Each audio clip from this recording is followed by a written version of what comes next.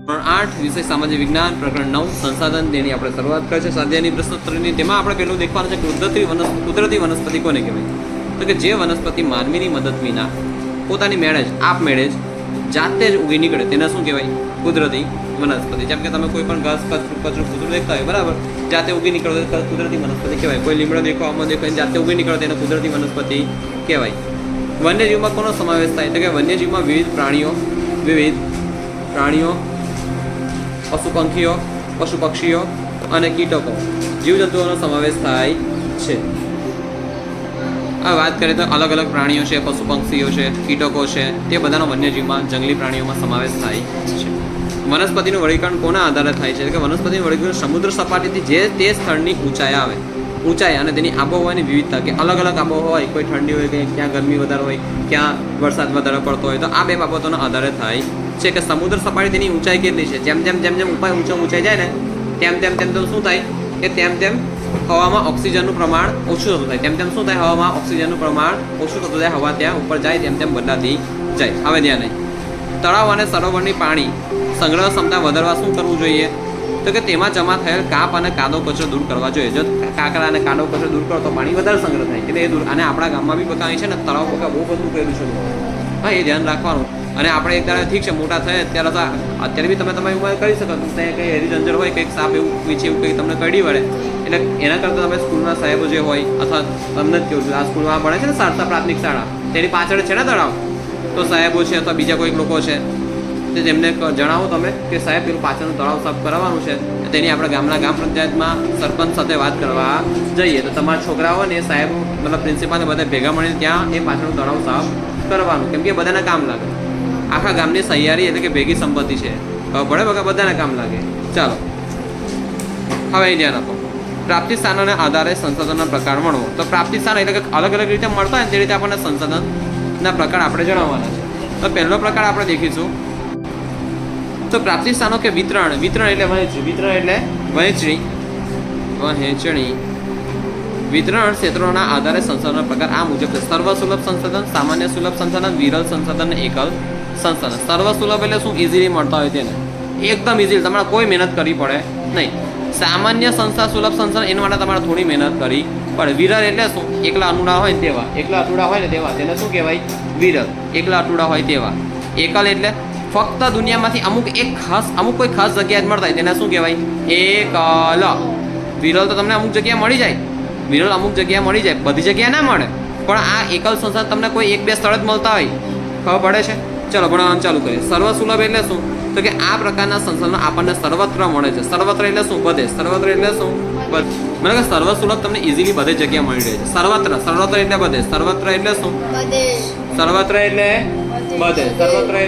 બધે જ. દાખલા તરીકે વાતાવરણમાં ફેલાયેલા જીવસૃષ્ટિ માટે ઉપયોગી વાયુઓ, જેમ કે ઓક્સિજન અને નાઇટ્રોજન. શું તમને ઓક્સિજન લેવા માટે એટલી બધી મહેનત કરવી પડે છે? ના, તમે ઓટોમેટિક નાનપણથી ઓક્સિજન લેતા હોવ છો. બંધ કરી દો, નાક બંધ કરી દો, પછી મરી જાઓ. હા, ચાલો, એટલી થોડી તો મહેનત કરવી પડે છે. સામાન્ય સુલભ સંસાધનો, તો કે આ પ્રકારના સંસાધનો આપણને સામાન્ય રીતે સહેલાઈથી મળે છે, પણ તેની માટે થોડી તો મહેનત કરવી પડે. જેમ કે હું વાત કરું જળ, હું ડાયરેક્ટ એવું કહું કે લાવ મને પાણી પીવડાવી દો, તો બીજા કોઈ બી મહેનત તો કરવી જ પડે છે ને. અથવા મારે પાણી પીવું હોય તો મારે ઊભું થઈને ચાલુ તો પડે જ છે. ઓકે, તે જળ છે, થોડીક મહેનત કરવી પડે, એટલી બધી નહીં. ગોચર ભૂમિ. ગોચર એટલે ગો એટલે ગાય, ચર એટલે ચરવું. મતલબ કે ગાય છે, ગાય ભેંસ છે, ઘેટા બગડા છે, જ્યાં ચરતા હોય તે ભૂમિને ગોચર ભૂમિ કહેવાય. આપણા ગામમાં ઘણી બધી છે, મતલબ અમુક છે ગોચર ભૂમિ, બરાબર છે, જ્યાં ઘેટા બગડા ગાય ભેંસ ચરાવવા લઈ જઈ શકાય છે, એને ગોચર ભૂમિ કહેવાય. વિરલ સંસાધનો મતલબ કે આ લિમિટેડ હોય. કેવા હોય?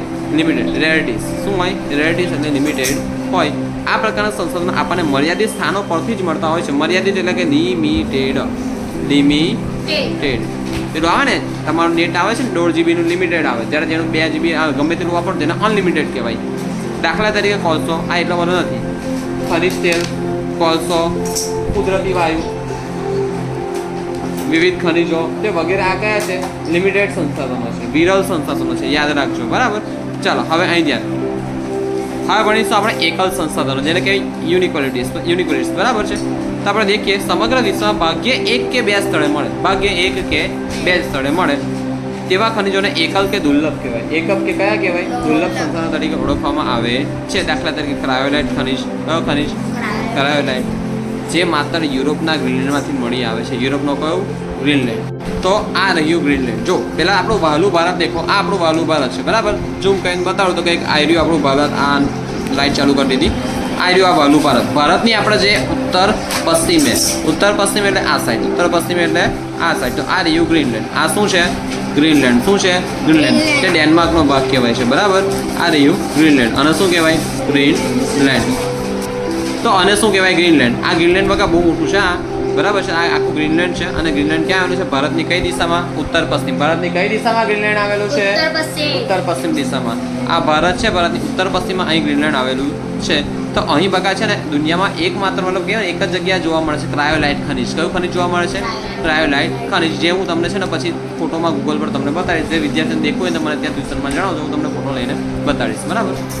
તે માત્ર યુરોપના ગ્રીનલેન્ડમાંથી મળી આવે છે. સંસાધનો ઉપરયુક્ત પ્રકારો એટલે કે ઉપરના પ્રકાર ઉપરાંત સંસાધનો નવીનીકરણ અને બિન નવીનીકરણ એવા બે ભાગ પણ પાડવામાં આવે છે. કેવા? નવીનીકરણ અને બિન નવીનીકરણ. તો અત્યારે આપણે ભણીએ નવીનીકરણ કે પુનઃપ્રાપ્ય. તો પુનઃપ્રાપ્ય એટલે શું? ફરીથી મળી જાય તેવા, બરાબર. તે પૃથ્વી પર ક્યારેય મતલબ ખતમ થવાના નહીં. તે અખૂટ હોય. અખૂટ એટલે ના ખૂટે તેવા. અખૂટ એટલે ના ખૂટે તેવા. તો કે જે સંસાધનો પોતાની મેળે ચોક્કસ સમયગાળામાં વપરાશી હિસ્સાની પૂર્તિ કરે છે, મતલબ તેનો પુરવઠો પાછો આવી જાય છે, તે અખૂટ હોય છે. તે શું હોય છે? અખૂટ હોય છે. અને તે ક્યારેય ખૂટવાના નથી. તે ક્યારેય ખૂટવાના નથી, બરાબર છે, બરાબર. તેને નવીનીકરણ સંસાધનો કહેવાય. દાખલા કે ઝાડપાન છે, ઠીક છે. ઝાડપાન તમે કાપી નાખો તો પાછા જતા રહે, પણ પાછા ઉગાડો તો પાછા ઉગી જાય. પણ તેની માટે ઓક્સિજન, સૂર્યપ્રકાશને અમુક ખનિજ તત્વો જોવે, બરાબર. પશુ પક્ષીઓ છે, પ્રાણીઓ છે, સૂર્યપ્રકાશ છે, પવન છે વગેરે નવીનીકરણ અથવા પુનઃપ્રાપ્તિ સંસાધનો છે. જો ઝાડપાન ખતમ થઈ જાય તો તમે ખતમ થઈ જાઓ ભાઈ. એના વિના તમારું જીવન શક્ય નથી. પણ જો એ રહેવાના છે તો તમે રહેવાના છો, પણ અમુક કન્ડિશનમાં કે તમે પ્રદૂષણ વધારે ના કરો તો. ઓકે, ચાલો ધ્યાન આપો. હવે ભણીએ બિન નવીનીકરણીય એટલે પુનઃ અપ્રાપ્ય. પેલું હતું પુનઃ પ્રાપ્ય એટલે ફરીથી મળે તેવા. આ છે પુનઃ અપ્રાપ્ય એટલે ફરીથી ના મળે તેવા. જેમ કે આજે તમે પેટ્રોલ વાપરો. પહેલાં અમારી વખતે હું વાત કરું, હું શરૂઆત લગભગ નાનો હતો. વાત ક્યાં હતી? તો કે હું નાનો હતો ત્યારે છોકરાઓ પેટ્રોલ મારા દાદા જોડે જતો ને, લગભગ તમારી જેટલી ઉંમર, તમારી કરતાં બહુ નાનો હતો, લગભગ ચોથા પાંચમા ધોરણમાં ભણતો હતો. ત્યારે પેટ્રોલની કિંમત લગભગ છે ને 45-50 રૂપિયા જેવી હતી. 45-50 રૂપિયા જેટલી હતી. અને અત્યારે પેટ્રોલની કિંમત 100 ની પાર થઈ ગઈ છે, બરાબર. 100 ની આજુબાજુ છે, 100 ને પાર થઈ ગઈ છે. તો હવે એવું કેમ? કે પેટ્રોલ એટલું બધું છે નથી, પ્લસ ઘણા બધા ટેક્સ પણ લાગતો હોય. અત્યારે પેલું યુદ્ધ પણ ચાલે છે, બરાબર. તો તેને લીધે પેટ્રોલમાં તમને હાઈક જોવા મળે છે, એટલે વધારો જોવા મળે છે. પણ એ પેટ્રોલ શું આ જીવન રહેવાનું છે પૃથ્વી પર? ના. કેમ કે એ પૃથ્વીની અંદર કરોડો વર્ષની પછી પ્રક્રિયા પછી પૃથ્વીની નીચે જમીનમાં કરોડો વર્ષની પ્રક્રિયા પછી એ બનતું હોય છે. તમે આગળ ભણશો એના વિશે. અને કરોડો વર્ષ ત્યાર પછી મતલબ એની અંદર નીચે આપણે પેટ્રોલિયમ પદાર્થો બનતા હોય છે, અને તેમાંથી અલગ અલગ પેટ્રોલ છે, ડીઝલ છે, કેરોસીન છે, નેફ્થા છે, બધું કાઢવામાં આવતું હોય છે, બરાબર. ચાલો ધ્યાન આપીએ. જે કુદરતી સંસાધનો એકવાર વપરાયા પછી નજીકના સમયમાં તેનું પુનઃનિર્માણ અશક્ય હોય, અશક્ય એટલે ઇમ્પોસિબલ હોય, તેને બિન નવીનીકરણ એટલે કે પુનઃ અપ્રાપ્ય સંસાધનો કહેવાય. દાખલા તરીકે ખનિજ કોલસો, ખનિજ તેલ, કુદરતી વાયુ, પરમાણુ ખનિજો અને વગેરે બિન નવીનીકરણ એટલે કે પુનઃ અપ્રાપ્ય સંસાધનો છે. હવે આપણે એનો તફાવત દેખીશું. ધ્યાન નહીં. તફાવત શું છે? નવીનીકરણ એટલે કે પુનઃ પ્રાપ્ય, બિન નવીનીકરણ એટલે પુનઃ અપ્રાપ્ય. તેનો તફાવત એટલે કે તે પોતાની મહેનત ચોક્કસ સમયગાળામાં વપરાશી હિસ્સાની પૂર્તિ કરે છે, અર્થાત અખૂટ હોય છે. વનસ્પતિ તમે કાપી નાખશો, પાણી બાળી, સૂર્યપ્રકાશ ખનિજ એને બધું પોષક તત્વો મળશે તો પાછું ઉગી જશે કુદરતી રીતે, બરાબર છે.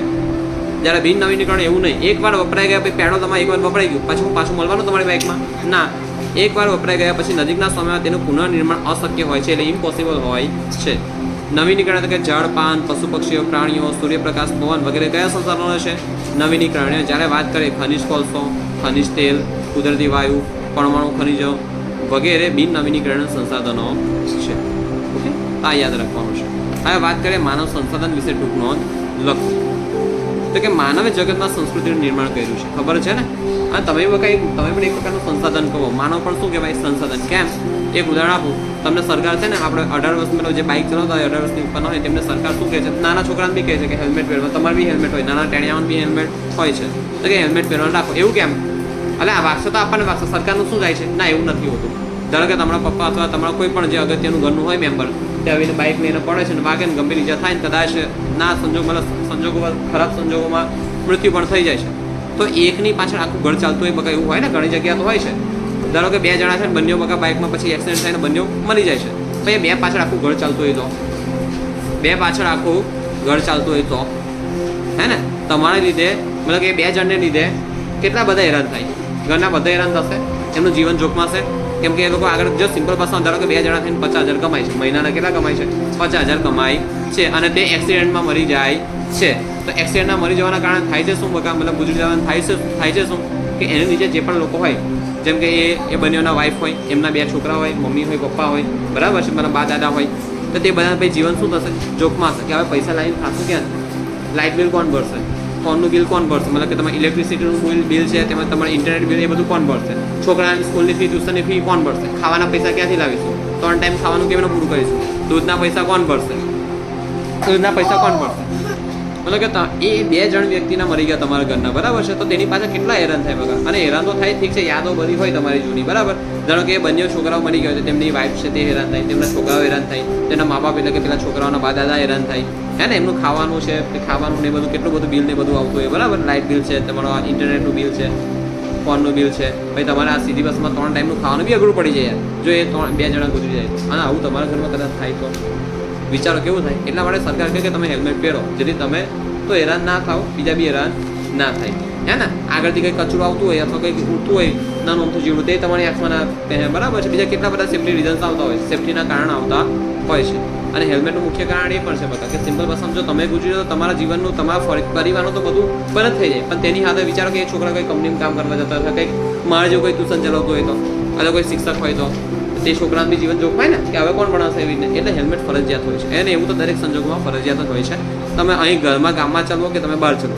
હવે ઘણા એવું કહે કે ના ગામમાં તો કોણ હેલ્મેટ પહેરાવે, તો કોઈ નિયમો નહીં. એટલે પણ તમારી મરજી પહેરો, તમારી મરજી ના હોય એમાં. એક્સિડન્ટ થાય તો તમારી મરજી ના હોય, તમે પથરું વાગે માથામાં એટલે પૂરું થઈ ગયું, પછી કંઈ ને કંઈ મોટો ઘા થાય પછી. એને કરતાં પહેરો ને ભાઈ, હું વાંધો છે તમને, તાર તો 100 બાજી ગરમથી ઊંચા ના આવે. હા, પહેલાં છપડી જેવા રૂમાલ ને ચશ્મા ને એ બધું પહેરશે પાછા. ચશ્મા ઠીક છે, પહેરો કોઈ વાંધો નહીં, ચશ્મા સેફટી આપે આંખને, પણ હેલ્મેટ બી પહેરો ને. ઓકે, ચલો ત્યાં નહીં. એટલે આપણે આની જ વાત કરીએ છીએ માનવ સંસાધન વિશે. ફરીથી કેવું છે, હેલ્મેટનું અગત્યતા સમજાય ને તમને. અને કેમ કે આપણે એક પ્રકારના સંસાધન જ છે, આપણે એક પ્રકારનો ઉપયોગ જ થાય છે, બરાબર ને. આપણે ઉપયોગ કરતા હોય ને ઉપયોગ થતા હોય છે. માનવે જગતમાં સંસ્કૃતિનું નિર્માણ કર્યું છે, તેથી માનવી પોતે જ એક શક્તિશાળી સંસાધન છે.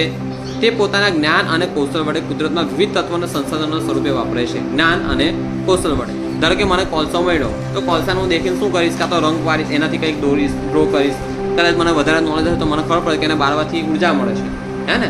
મને સોનું મળ્યું તો સોનું એમ કંઈ ચમકતું છે, દેખું છું, મૂકી દઉં, મને કંઈ કામનું નહીં લાગતું. પણ જે સોનાના જે ઝવેરી હોય છે, તો ઝવેરીને ખબર પડે કે આટલું સોનું શું કામનું છે, એનાથી અલગ અલગ ઓર્નામેન્ટ્સ એટલે ગણના બનાવશે. ઓકે, હવે દેખીએ આ માનવી સંસાધનોના બનાવનાર અને વાપરનાર બંને છે. કે આપણે જો ફરીથી કહું છું, સંસાધનોના બનાવનાર અને વાપરનાર બંને છે. એટલે કે હું મોબાઈલ બનાવું છું અને મોબાઈલ વાપરું છું, એ બી એક સંસાધન બનાવ્યું.